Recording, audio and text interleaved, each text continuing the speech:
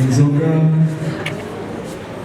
ziramubata rwose aba mu buzima bw'icyaha kugeza ubwo za nshuti zitandukanye zimwe zamugurishaga amafaranga, izindi nzoga zimukururira mu buzima bw'icyaha, zimurusha imbaraga. Ariko Yesu amutunze imbabazi aramubwira ati erega kuko Imana yakunze abari mu isi cyane byatumye itanga umwana wayo w'ikinege kugira ngo umwizera wese atarimbuka ahubwo ahabwe ubugingo buhoraho. Daniela ntiyagumye mu bubata bw'icyaha igihe yizeraga Yesu, ahubwo Yesu yamubohoye muri ubwo bubata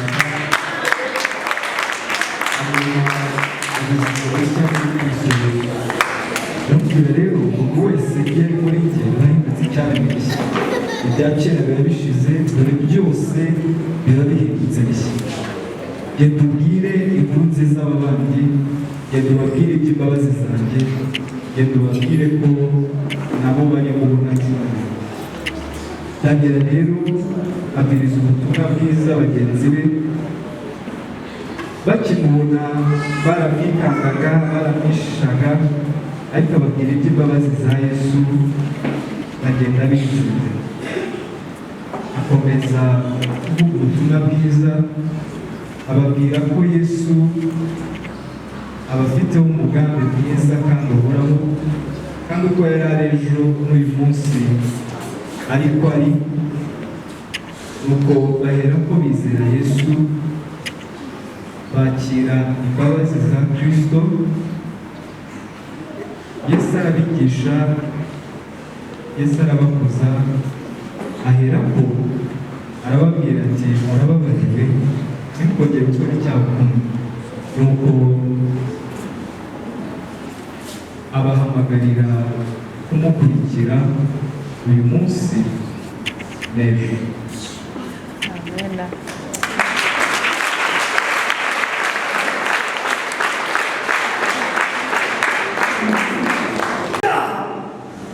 mukaba muri wa kumana muri Kristo Yesu. Amen.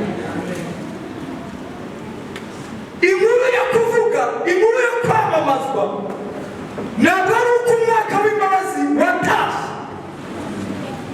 ntabwo ari uko icyitwa Goliyati tugereranya hano nk'icyaha cyishimye hejuru umuntu kikidegembya hejuru ye, agatamba ibitambo bikanga, akagerageza kubahiriza ikibi bikanga, akajabika intoki bikanga, agiye kurya akicebesha bikanga, agakora ibyo bikanga. Kristo yaraje apfa kubw'ibyaha, hanyuma azuka kuberaho Imana. Yesu ashimwe.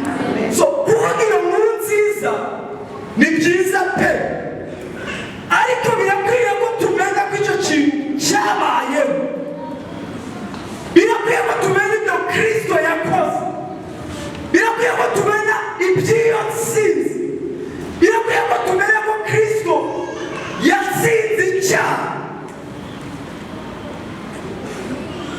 ngo uko nguko ngo ariko namwe mwiyumvamo ko mwapfuye ku byaha mukaba muriho kuma muri Kristo Yesu. Amen. Ndabatangariza ko uwango Yesu ashimwe. Ibyo by'ibyuma n'ibindi n'inkota dushobora kubahiriza reka ntabwo ari iya fe, kubera ko byananiranye iminsi 40 imbere y'Abafilisitiya.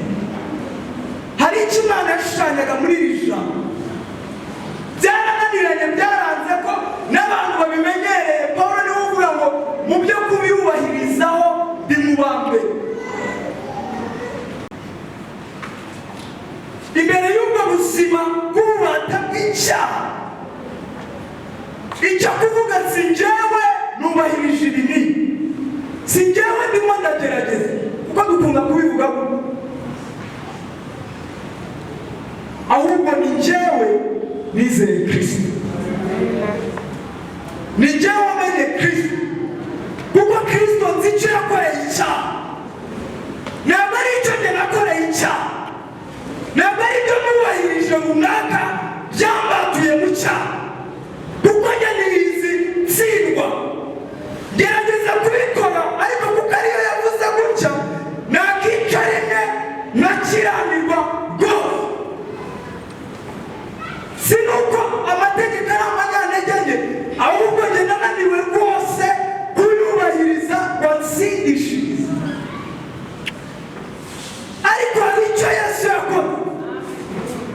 Wacyawe ndakubwira Yesu, umurimo we wuzuye, umurimo we uhoraho, ubutsinzi bwe buhoraho. Ntabwo kunesha uyu munsi wacyawe ngo ejo muhure umukobe umwami. Ubuzima bwo gutegekwa n'icyaha buramwaza, ugerageza kubahiriza ibi n'ibi, hanyuma ejo nyine bikaza kikagukoba, kikakunegura, kikakwishima hejuru, kikakuvuga. Ariko Yesu yaranesheje, Yesu yaranesheje.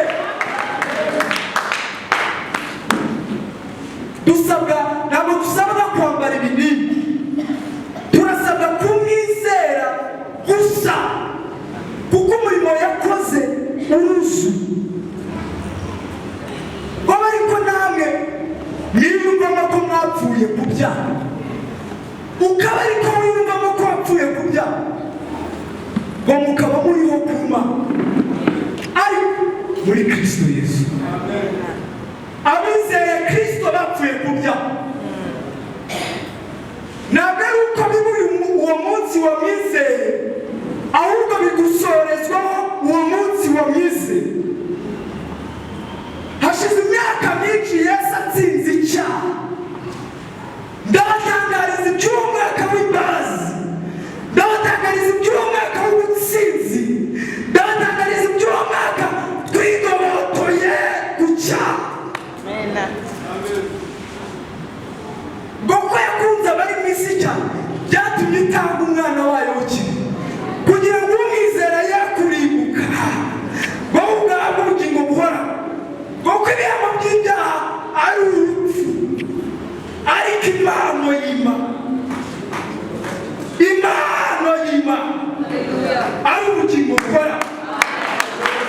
Bayita impano kubera ko ntabwo binsaba kwambara ibyuma ngo mbone ubwo bugingo, ntabwo binsaba kwambara inkota ngo mbone ubwo bugingo. Binsaba kwizera icyo yakoze, bisaba kwizera intsinzi ye, bisaba kwizera umurimo we wuzuye. Hari impamvu yabikoze. Muri Efeso 2:10 aravuga ngo kuko turi abo yaremye ituremeye imirimo myiza muri Kristo Yesu. Niyo twaremanywe tuyitakaza kubera icyaha, Yesu araza aravuga ngo ndabarokoye, unyizera ntazaguma muri ubwo bubata ukuri. Ubu ni imbata yanjye.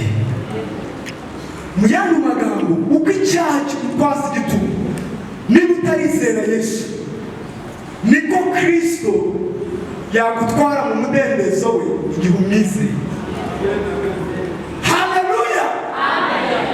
Ukajya wumva nyine ibicuro uhorana, intambwe uhorana n'ibindi, ni Kristo musa. Kuko turaberanye ituremeye ibyo ariko muri Kristo Yesu. Abefeso 4:10-16 duhanga tugiye gusoma hanyuma tugasenga. Murambabarira y'ibiryo bibaye byinshi umuntu atinda kuri bifi. Bifi se sijya tuzitindaho. Umurongo rwose umuntu akawutinda ariko ko ari ikiryo nyine. Tinde ku kiryo rero hano.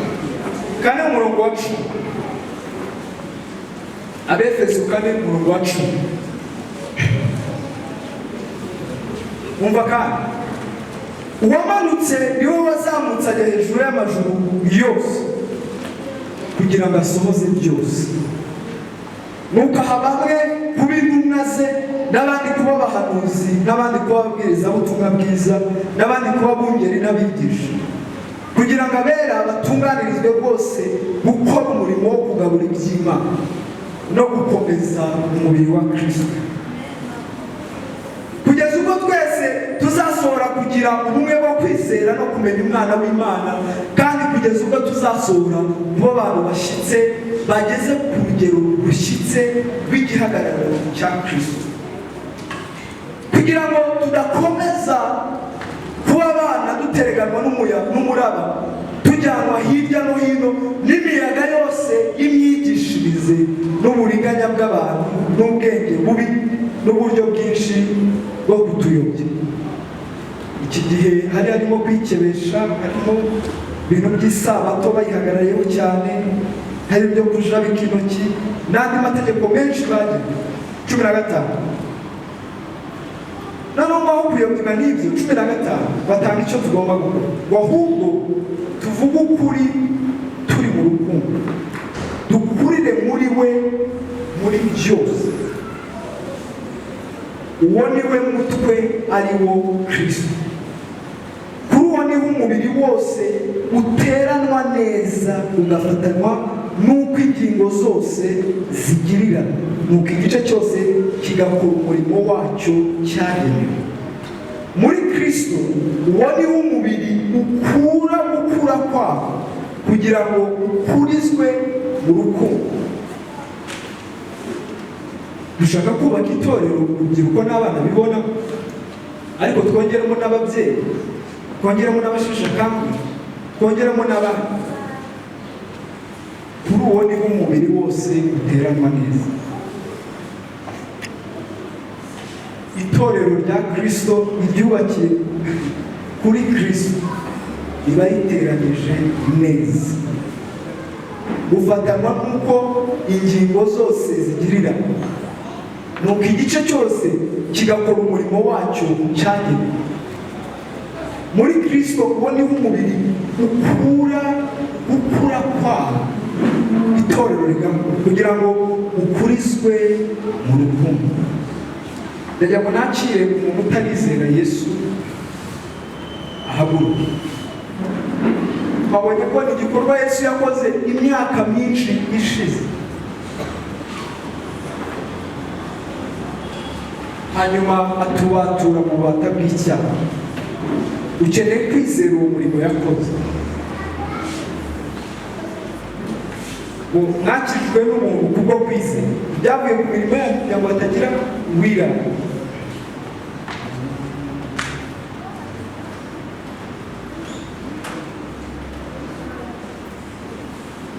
Imbabazi z'umukiza zamuzanye